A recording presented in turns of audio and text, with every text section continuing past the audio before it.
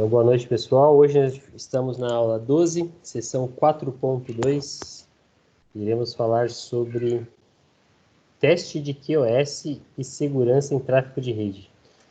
Gustavão, saudade de ouvir você falar, cara. O que é o QoS mesmo? Por que a gente faz o teste de QoS? O que ele mede? Qual que é o significado da sigla? Pode falar tudo que você quiser aí. Eu não sei tanto assim não, professor. Eu sei que com o QoS a gente consegue priorizar alguns tipos de pacotes que vão passar pela rede. Por exemplo, através do QoS eu posso priorizar a parte de voz, vídeo, para ter uma qualidade maior e deixar alguns serviços que não são tão essenciais, que não são sensíveis, né, a uma rede mais que funcione com uma latência baixa, com uma prioridade menor. Eu entendo o QoS dessa forma. Então, mas definindo, então, você falou a palavra-chave aí de QoS, qualidade. Sempre que vocês pensarem ou verem essa palavra QoS, tanto em projetos de rede, como em projeto de software, como em projeto de infra, em qualquer coisa, quando falar em QoS, a gente vai estar Se eu não me referenciando a engano, qualidade do negócio. Quality of Service, né? Um negócio assim, não sei direito. Exatamente. Você pensa que QoS, o que já indica ali, já dá um norte para a gente de que é a qualidade do serviço. Vocês estão vendo a tela, né? Sim. Então, vamos lá. O conceito dele. QoS é obtida pelo gerenciamento dos parâmetros de latência, variação de latência, conhecido como jitter, largura de banda e perda de pacotes em uma rede. Ou seja, QoS é um conjunto de técnicas para gerenciar recursos de redes. Então, se tivesse, com certeza, se tiver uma prova, eles vão questionar sobre QoS, o que ele faz, o que ele não faz, qual é o objetivo dele. E se vocês tiverem em mente que ele trabalha com um gerenciador da qualidade da sua rede, vocês já vão matar a charada do que ele faz. Provavelmente essas perguntinhas vai ter uma palavra-chave. E essa palavra-chave, com certeza, vai ser a qualidade dessa questão aí. Um retardo de uma rede ou uma latência. Toda vez que eu vejo uma frase assim, retardo e latência, eu já penso em duas possibilidades de aluno. O Gustavo ia falar sempre em latência. Se eu fizesse essa mesma pergunta, o Augusto está aí para eu poder falar mal dele, não? O Augusto não está aí. Não. E se eu fizesse a mesma pergunta para o Augusto, eu já olharia aqui, ó, na parte do retardo, o Augusto que ia falar essa palavra, e na parte mais técnica, o Gustavo ia falar essa palavra. Não sei porque que eu cismei que o Gustavo só fala em termos técnicos, cara. Eu fico imaginando ele dando uma palestra para professores do ensino fundamental 1 sobre redes. Meu, ele ia ser expulso de lá na pedrada. O que tem que ser do Fundamental 1? O que você tem contra eu? É porque são os professores mais antigos, na verdade. Sabe aqueles que faziam magistério ainda, velho? Tem um monte que trabalha comigo. Então, exatamente. Eu falo para as minhas irmãs também. Aí ele dando uma palestra sobre rede para esse povo aí, cara. Falando sobre tecnologia, sobre tem professor lá que tá só faltando se suicidar porque tá tendo que usar o Class e não quer usar o Class. No máximo usar o WhatsApp. Eu imagino. E olha que o WhatsApp para eles deve dar maior trabalho ainda, cara. Professor, que se eu não falar assim, é que eu tô habituado a falar dessa forma porque eu falo só num nível muito técnico aqui com a galera. Então, Então, exatamente. Eu acho que é por isso que eu gravo isso e fico imaginando você dando uma aula para um pessoal assim, ou até para um primeiro semestre de TI mesmo, quando o pessoal acessa aí. Os caras iam primeiro, vamos pensar numa Anhanguera, vai. Primeira coisa que os caras iam falar assim, pô, o professor Gustavo ele fala muito termo técnico, a gente não entende nada. Só que isso eles iam falar para o Fábio. E tá errado eles? Não tá. Esse é o problema, eles não estão errados. Porque eles não têm que saber, não são obrigados a saber. Aí, se chega um outro professor e fala só, pô, vamos falar no retardo da rede. Pô, retardo, esse professor não deve manjar nada, né? Olha o que ele está falando. Aí você chega na conclusão de que, e agora? Como que eu falo? Se eu falo na palavra deles, no linguajar deles, no linguajar menos formal, eles podem imaginar que eu não sei o que eu estou falando. Se eu falo no linguajar técnico, eles vão achar que eu sei muito, porém não sei explicar o que eu sei. Então vamos juntar, retartência. Isso. O juntar até que vai. Agora, essa palavra que você montou aí, não tanto. Retardência é boa. Isso é real, tá, galera? Acontece. A gente não culpa alunos do primeiro semestre que vão reclamar com a coordenação sobre isso. Só que é o que eu falo desde o começo. Lembra uma das perguntas? Como você deve explicar o seu projeto para as pessoas que você está vendendo o projeto? Usar o termo técnico o menos possível. A não ser que, como o Gustavo falou, todos os caras que trabalham com ele, que falam essa linguagem, sabem do que eles estão falando. É a mesma coisa os termos em inglês que a gente usa. Para quem já está na área, é simples. Agora, para quem não é, cara, até falar download é difícil. O download, o que é download? É abaixar. Exatamente. Vamos abaixar os arquivos aí, vamos baixar. É nesse nível. O Edel sabe porque ele deve ver com um monte de dinossauro lá de tecnologia. Mas está errado? Não tá, cara. Tem que viver com eles e eles viverem com a gente. Aí, então, vamos voltar aqui ao retardo ou à latência. Este parâmetro relaciona-se com a medida de tempo entre o envio de um pacote e a chegada ao seu destino. Ele vai ver se está demorando muito, se está dentro do padrão, se não está. Agora outra, flutuação ou jitter. Eu duvido que o Gustavo já usou esse termo flutuação. Já vai direto para o jitter. E eu duvido que quando a gente está explicando numa rede, eu usaria só o termo jitter. Ou jitter, depende de como a pessoa estiver falando. Ele vai ter que usar os dois, cara. Infelizmente, se vocês quiserem ser professor um dia, vocês vão ter que falar com os dois lados, pensar nos dois termos. E diferente ainda, você vai ter que saber falar em regiões que você dá aula. Se der uma aula dessa, numa região que o humano não é tão usado, você falar muito humano também, você é discriminado lá. E assim por diante. Mas isso vocês aprendem quando vocês forem dar aula. Porque se eu chegar falando de uma forma não técnica lá com a galera lá no trabalho, lá os caras vão falar, meu, o que você tá falando? Aprende a falar. Mas é bem assim mesmo, cara. É o mesmo esquema quando eu já dei até de exemplo, quando eu entrei na faculdade. O caipirão lá de Itapecerica, não tinha jeito. Foram uns 4 anos e meio, quase 5, chamado de caipirão de Itapecerica. Todo dia. Eu chegava atrasado, é porque o carro de boi não passou, e etc. Perdeu a igual charrete. O povo fica zoando o Jean, né? Então, o Jean sofreu bullying aí pelo menos nos 2 primeiros semestres da faculdade. Aí a galera falava assim, dava 11h30, meu, vai embora, senão você vai perder a última charrete lá pra sua terrinha lá. Mas é bem assim mesmo, cara. Aí você chega lá falando de flutuação você tá louco, você deve ter tomado uma para falar de flutuação de rede. Vamos falar direto do jitter aqui. Vamos lá então, o que é o jitter? Ô, Gustavo, vocês falam jitter ou gitter? É jitter mesmo, professor. É porque eu já ouvi eu pergunto porque eu sempre trabalhei falando query, a parte de SQL. E a primeira vez que eu falei query na empresa que eu trabalho hoje, os caras falam, você tá louco, cara? Falar query lá no nosso departamento, você vai ser zoado o resto da vida. Eu falo, mas é query, cara, não é query. Query pode ser também, mas não tá errado. Mas tivemos que se adequar, eu tive que me adequar e começar a falar query. Mas beleza. Voltando aqui ao jitter, trata-se da variação em certa unidade de tempo na latência. Ou seja, ele vai calcular se tem uma variação no atraso que já ocorreu dentro da latência dele. Largura da banda. Taxa de transferência e largura de banda são frequentemente usados para indicar o mesmo dado.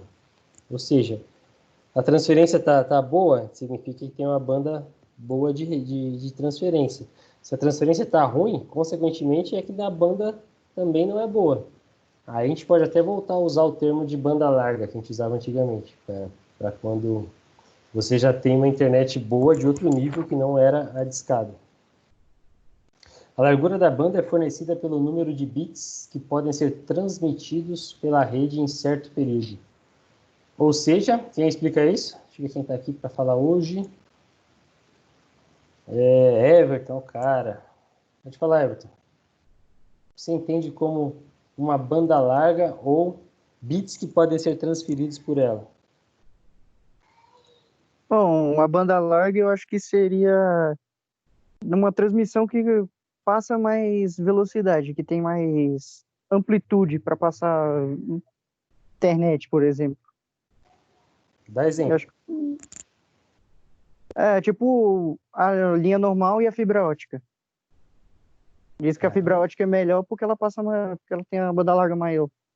Por exemplo, ou você paga por pacote de banda larga, você paga por mais velocidade, que seria uma banda maior. O que é uma boa velocidade de uma banda? Quantos por segundo? Acho que o quê? Putz, acho que depende do que você for fazer. Por exemplo, aqui em casa, como eu não faço muita coisa importante, eu tenho 30 mega por segundo e tá suave. Mas, tipo, se você 30 for numa megas por empresa, segundo?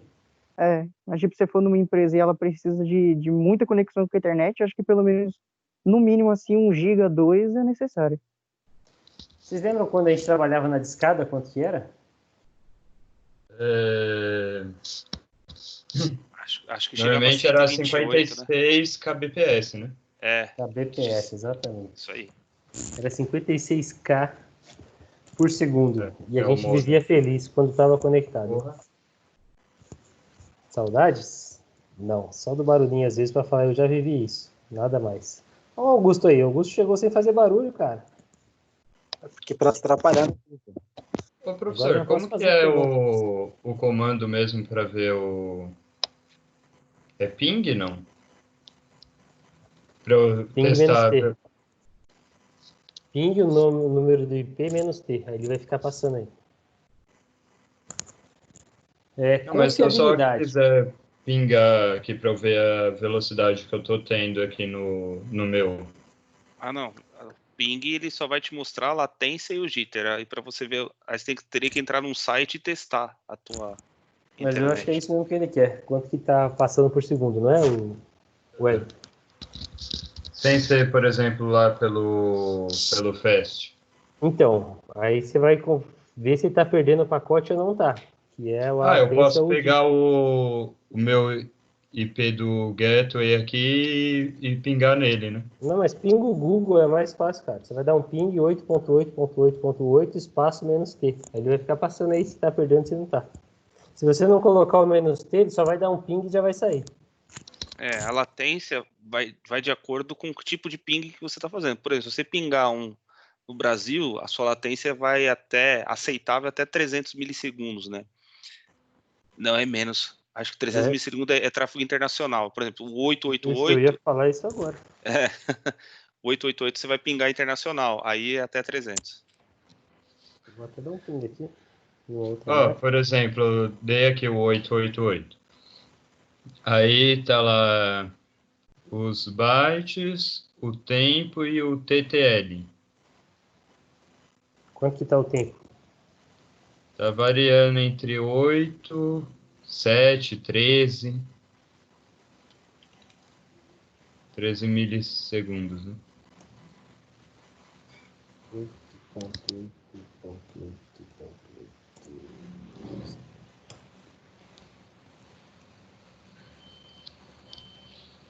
É isso mesmo.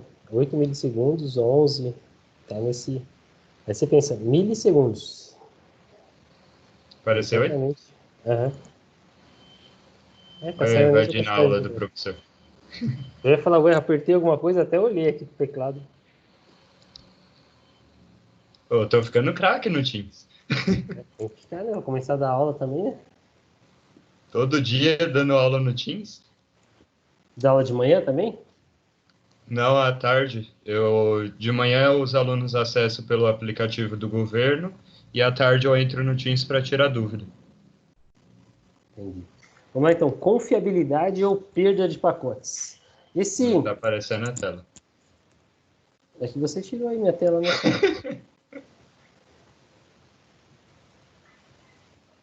Foi mal. Brincadeira, hein? Tirar essas permissões daí. Onde eu parei? Confiabilidade. Tá aparecendo agora? Não.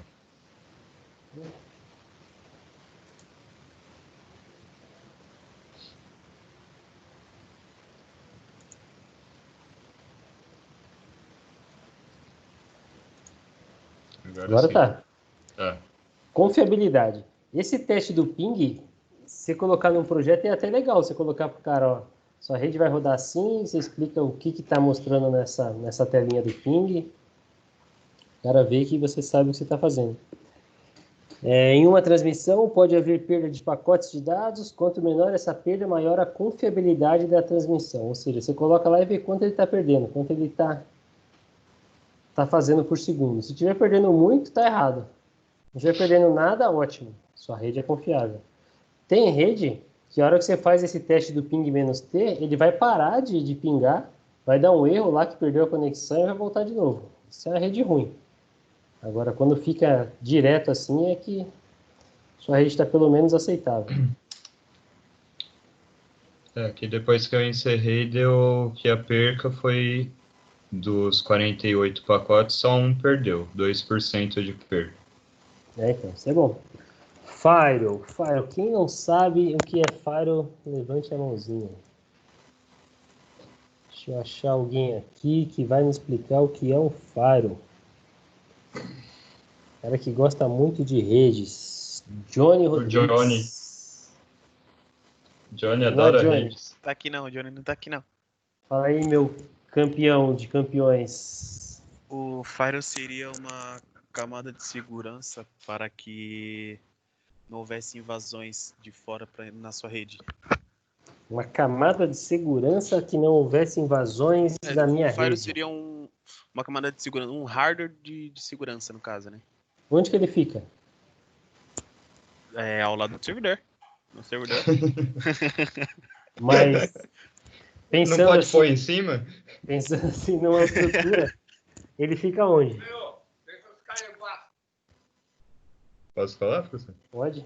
Ele fica na beirada da rede. Ele fica na beirada não, tem outro termo melhor. Na extremidade da sua rede para a internet. Fronteira, pode ser? Pode ser. Na periferia da rede. Certo, Johnny? Acho que sim. Conceitualmente, é um dispositivo que estabelece políticas de segurança na fronteira entre duas ou mais redes. Simulador de rede. Uma ferramenta computacional capaz de simular o funcionamento da rede por meio de inserção de seus equipamentos e parâmetros. Vocês já fizeram isso na faculdade? Tracer Packet? Sim, não? Eu não lembro, não. A gente usou alguma coisa do tipo para montar uma rede lá com o Victor. Exatamente. Era o Packet. Um aplicativo, acho que da Cisco. É esse mesmo. É Tracer Packet ou Packet Tracers. Você consegue simular uma rede colocando os itens lá dentro do programinha e ele vai gerenciando switch, os roteadores, os computadores, etc. Uhum. A tabela exibe aplicações comuns que demandam QoS e o grau em que essa demanda ocorre em cada um de seus parâmetros. Vamos lá. Aplicação, correio eletrônico, um e-mail. A confiabilidade tem que ser alta. O retardo tem que ser muito baixo. Flutuação baixa. Largura de banda baixa. Por que a largura de banda de um e-mail precisa ser baixa? Ou melhor, não necessariamente precisa ser alta. Eu acho que porque você não envia, 50 e-mails de uma vez, digamos assim. Acho que tem uma outra explicação. Gia?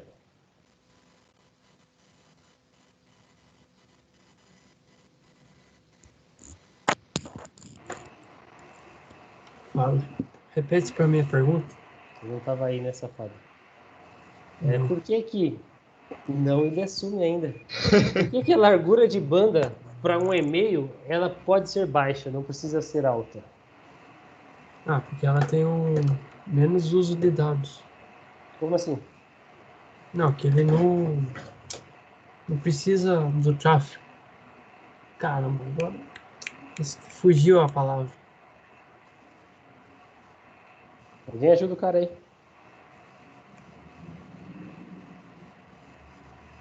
Ninguém?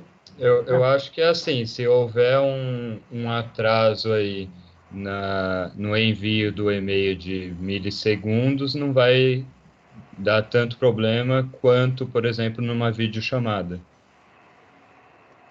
Exatamente. Porque o e-mail você não manda e necessariamente você precisa ter uma resposta automática com menos de 1 milissegundo ou com menos de 10 milissegundos de que o e-mail foi ou não foi.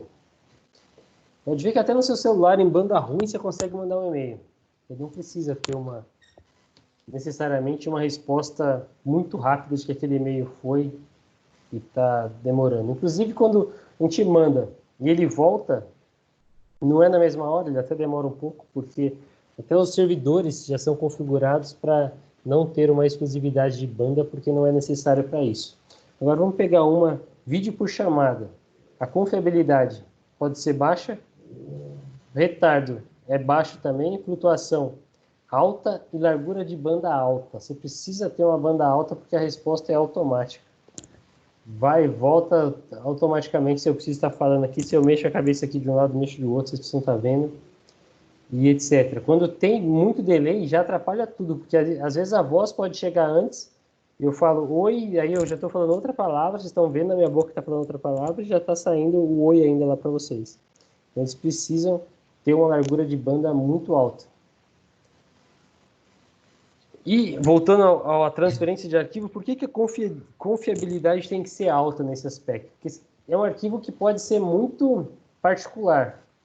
Então, precisa ser confiável para onde você está mandando ou para quem está recebendo. Não adianta nada você até mandar um e-mail, pode demorar para chegar, mas tem que chegar exatamente para aquela pessoa, sem ninguém interferir no tráfego ou interceptar ele no meio do caminho. Ao projetar uma rede, você deverá considerar as demandas de cada aplicação em relação ao parâmetro de qualidade. Aplicações de e-mail, transferência de arquivos, acesso à web e login remoto são bastante sensíveis a eventuais perdas de pacote. Nenhum bit pode ser entregue incorretamente. Já as 4 últimas aplicações, que todas relacionadas a áudio ou vídeo, são mais tolerantes a erros de entrega de pacotes. As aplicações de transferência de arquivo, incluindo correio eletrônico e vídeo, são pouco sensíveis ao retardo da entrega, ou seja, a explicação do quadro anterior. Já aplicações interativas, como navegação na web e login remoto, são menos tolerantes ao retardo. Por que são menos tolerantes? Vamos pensar no login remoto. Eu entro aqui, preciso entrar numa VPN aqui para acessar as máquinas, aí eu faço o acesso e fica demorando. Fica a conexão demorada para ir. Ou ele vai ter um tempo para se logar no servidor, ou a sua conexão está tão lenta que o servidor recebe a primeira chamada, recebi lá, ó, tem alguém tentando entrar no meu servidor. Aí o servidor automaticamente tem um tempo de aceite daquele login.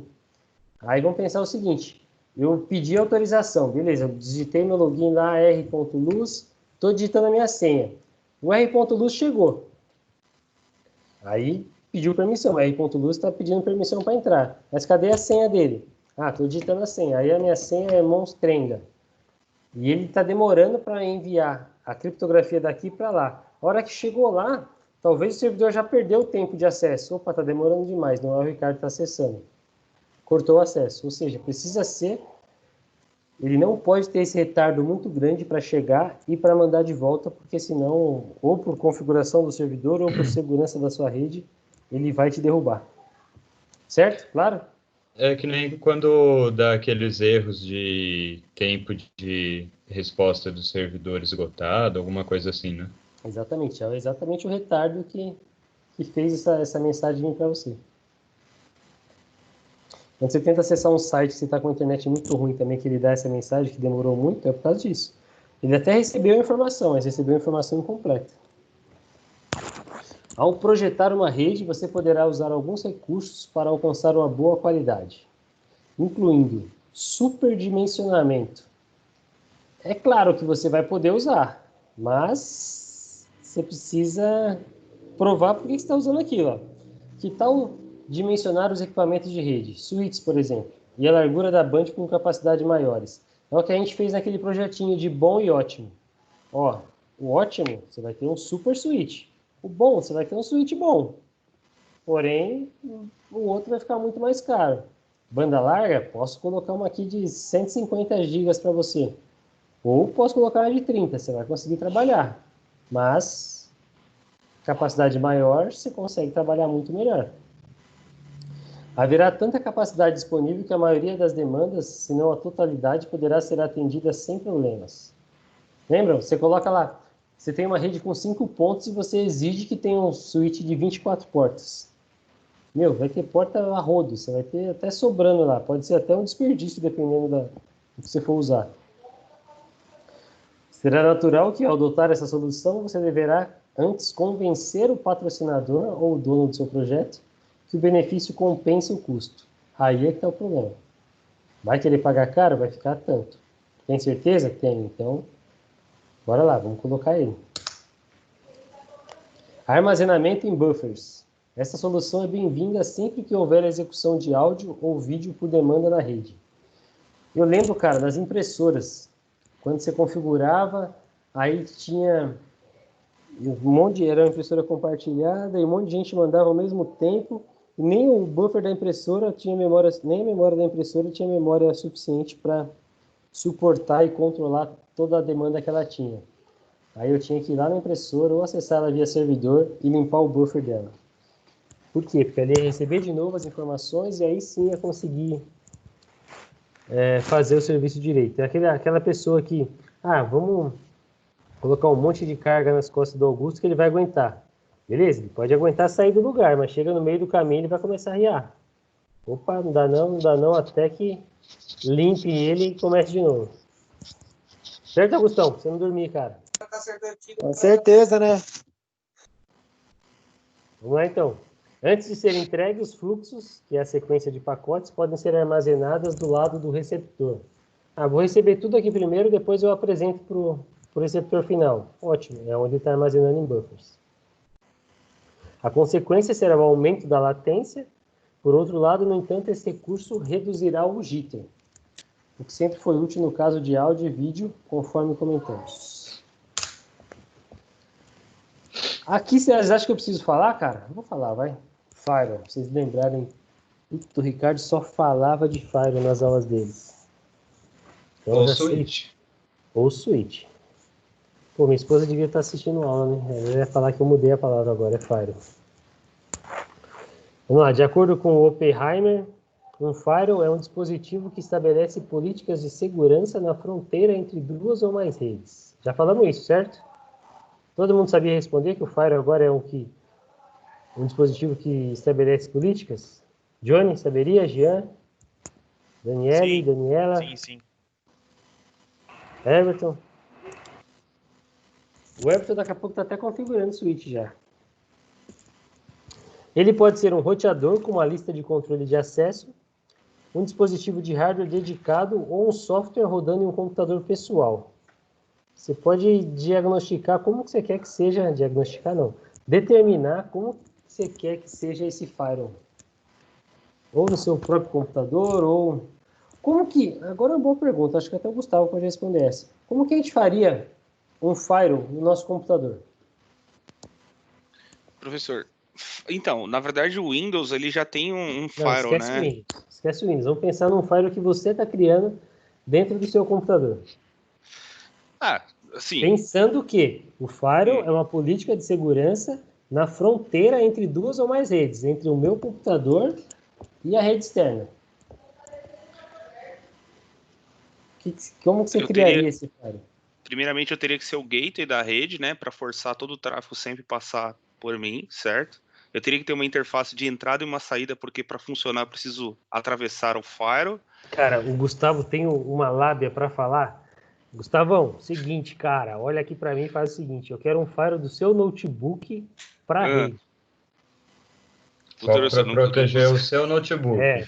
Eu quero que você crie um firewall mais básico possível aí na sua rede. Se for um Linux, dá para usar o IP-tables do Não, Linux. cara, não vem me enrolar, não. Você tá no eu Windows... não sei não, professor. Desse jeito aí eu não usei, não. É aquele vendedor, tá ligado? O cara chega para ele para comprar uma bota e ele vende um carro pro cara. Porque ele dá tanta volta que o cara fala, tá bom, vou comprar esse carro aí. Vamos pensar numa coisa mais básica. pensando que ele é só eu estabeleço uma política que vai barrar o que vai sair do meu computador ou que vai entrar no meu computador, certo? Beleza. Pensa aí que você tem um filho pré-adolescente. Controle de paz? Exatamente. Ah, tá. Um controle de paz ou um simples bloqueio de sites de coisas que ele não possa entrar. Posso Eu considerar isso um costumava firewall? usar aquele block free. Então, é um firewall simples que você pode criar sem dispositivo nenhum, sem um outro Hardware, né? hardware na sua própria máquina. Já pode ser denominado como um firewall. Eu nunca usei assim não, professor, mas é legal. É uma política que você cria. Tudo que você cria, políticas de segurança, para inibir o que está entrando ou o que está saindo, você pode considerar que foi um firewall que você criou.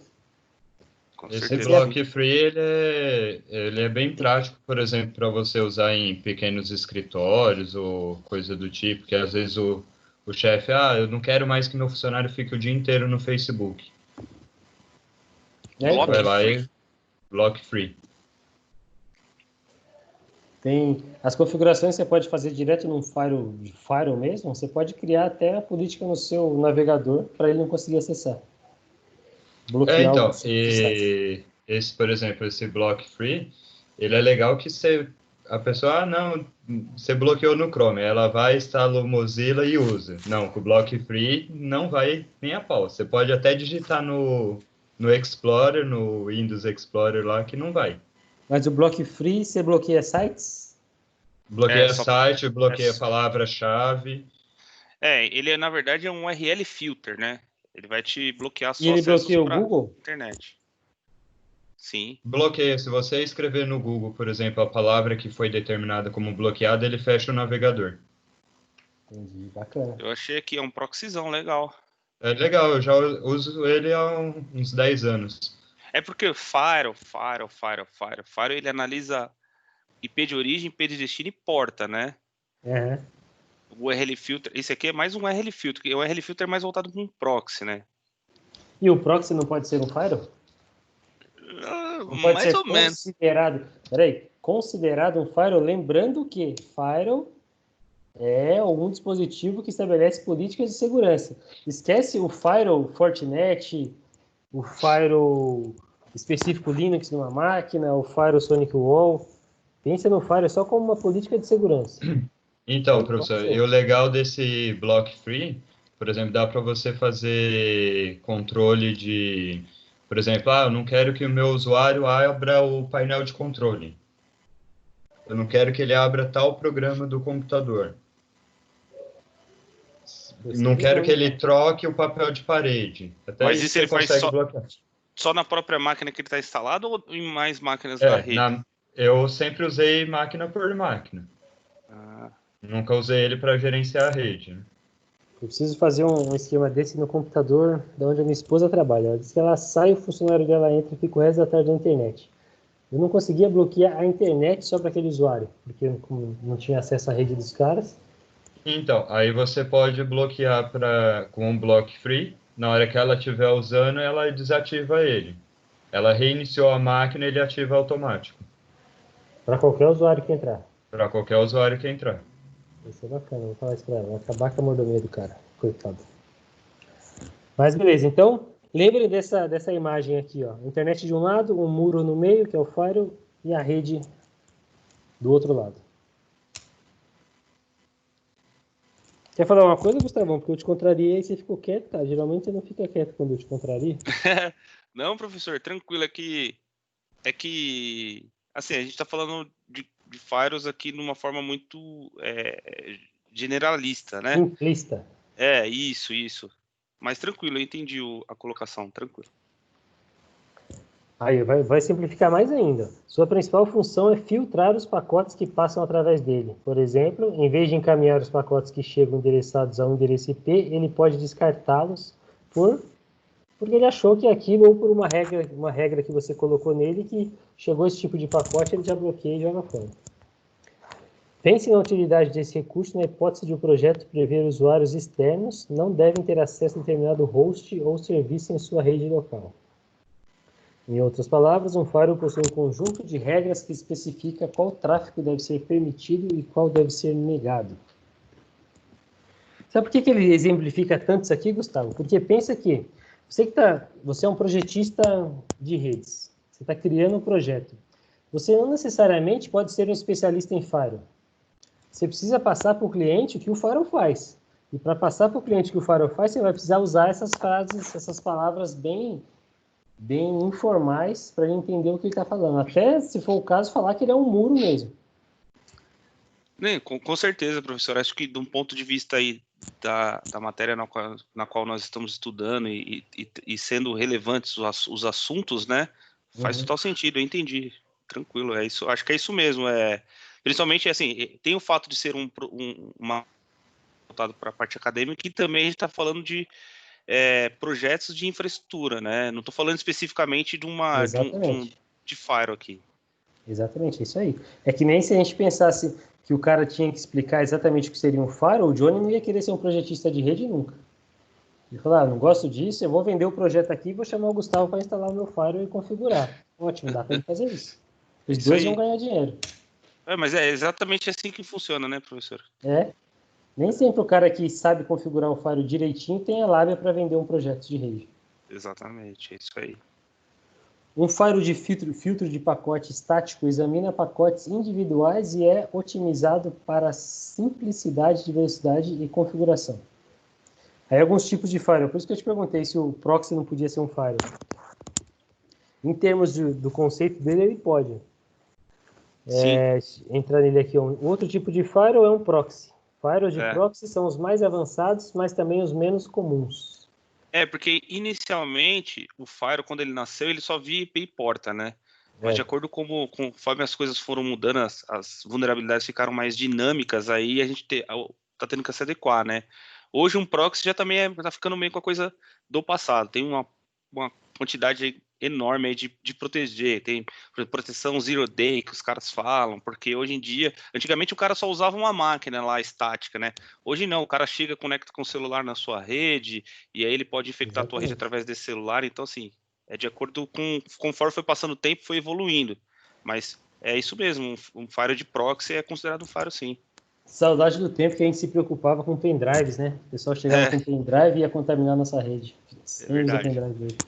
Só o professor mesmo. Aqui, esse tipo de firewall pode bloquear o tráfego malicioso e conteúdos considerados inaceitáveis. Implementando class maps e access lists. Vocês já ouviram falar de blacklist e whitelists dentro de firewall?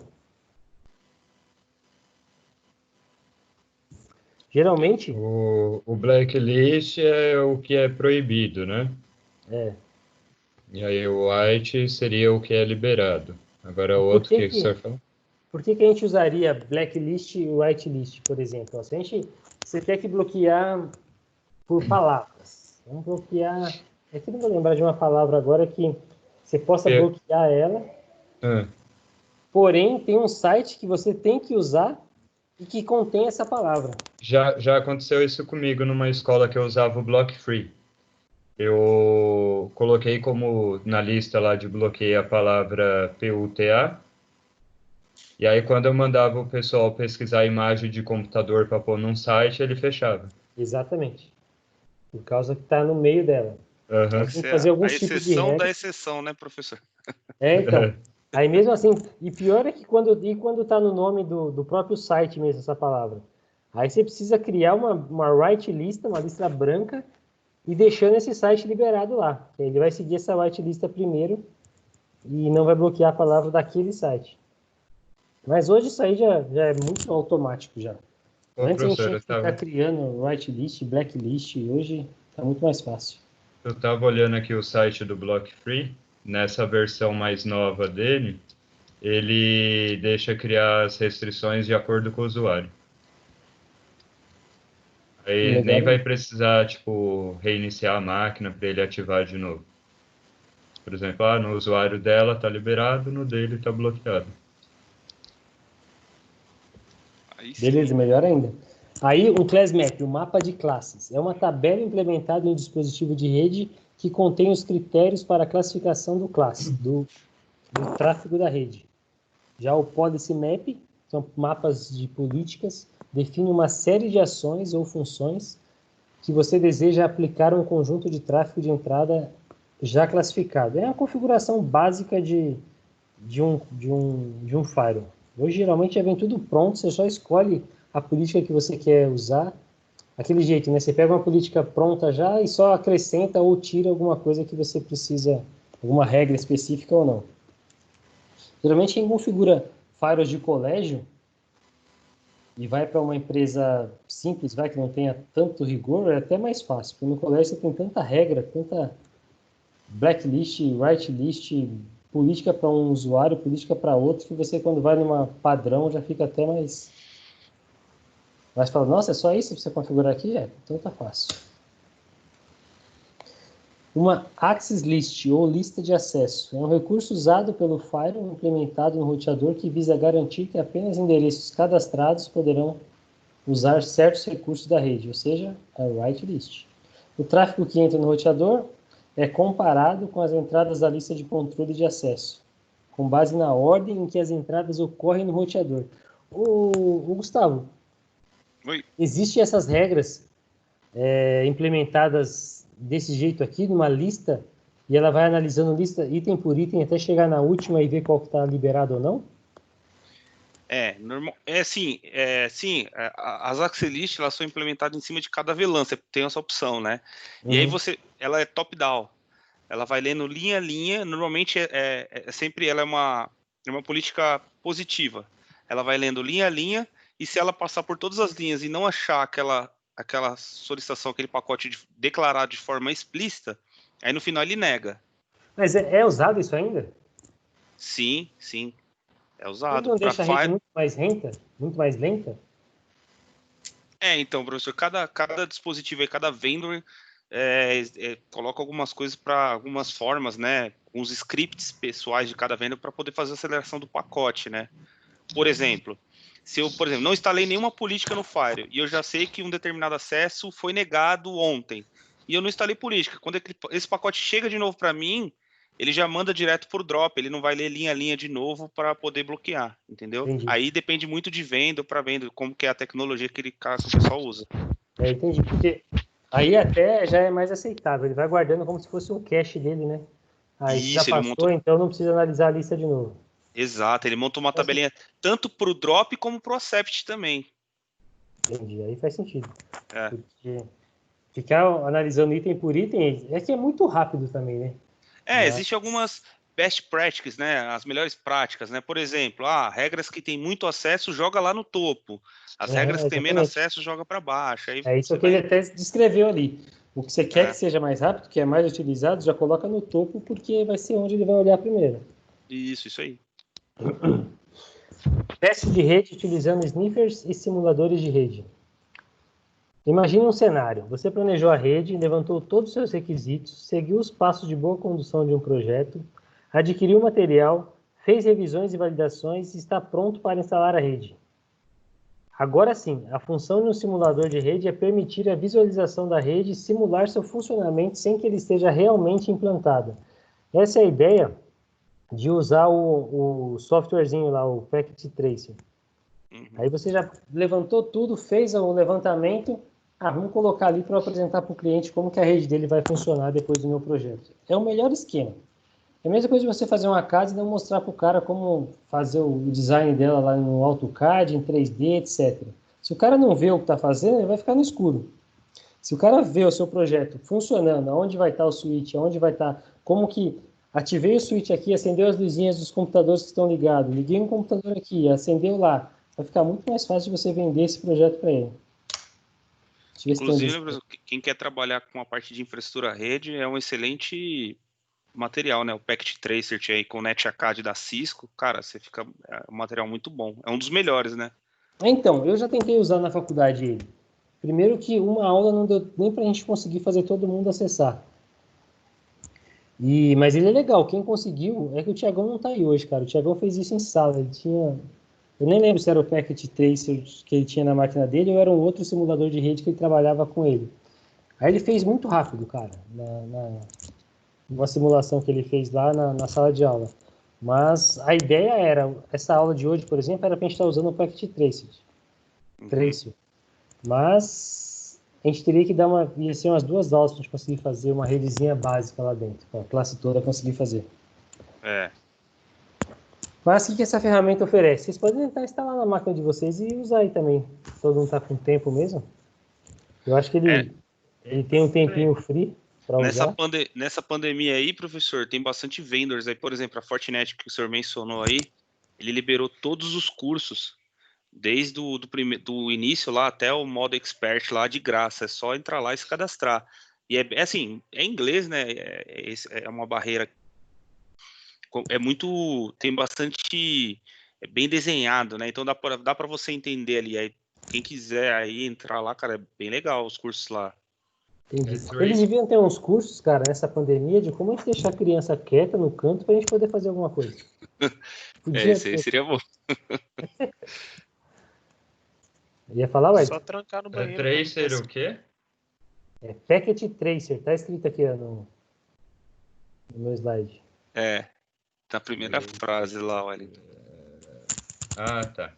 O que ele faz? Ele facilita o ensino de redes, já que proporciona um ambiente multiusuário, facilita a aprendizagem, possibilita a criação de atividades, complementa o equipamento real, simula atualizações contínuas em tempo real de lógica e atividades de redes subjacentes. Pra falar que eu nunca mexi nele, eu já mexi umas 3 vezes, cara. Instalei, tinha instalado na minha máquina, mas depois, por algum motivo, eu desinstalei, que eu não lembro qual era o motivo. Acho que eu tinha expirado o tempo. Eu tinha expirado o prazo dele. Ele faz mais ou menos isso aqui, ó.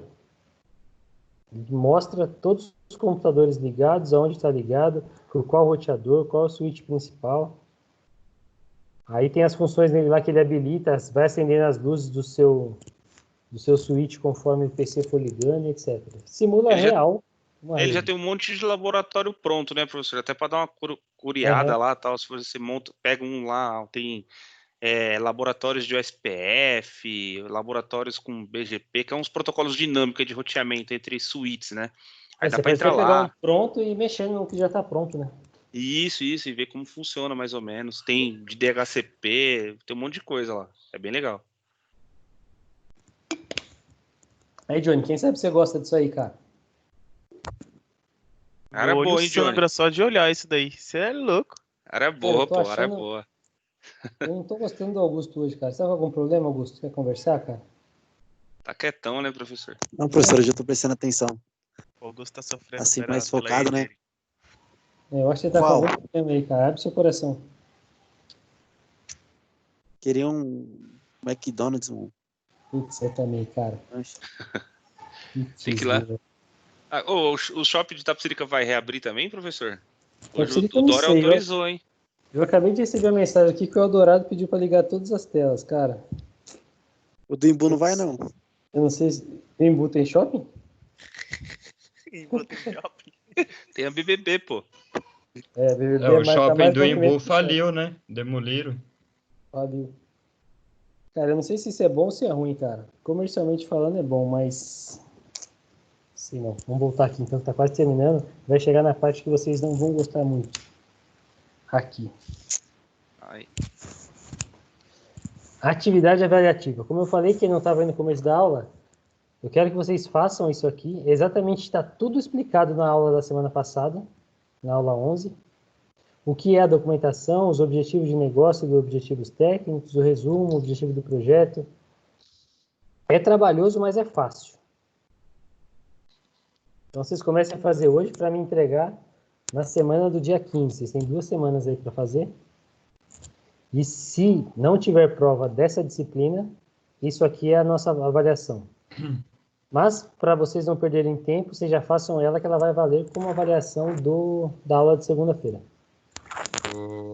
Professor, então, me ligaram da Anhanguera ontem,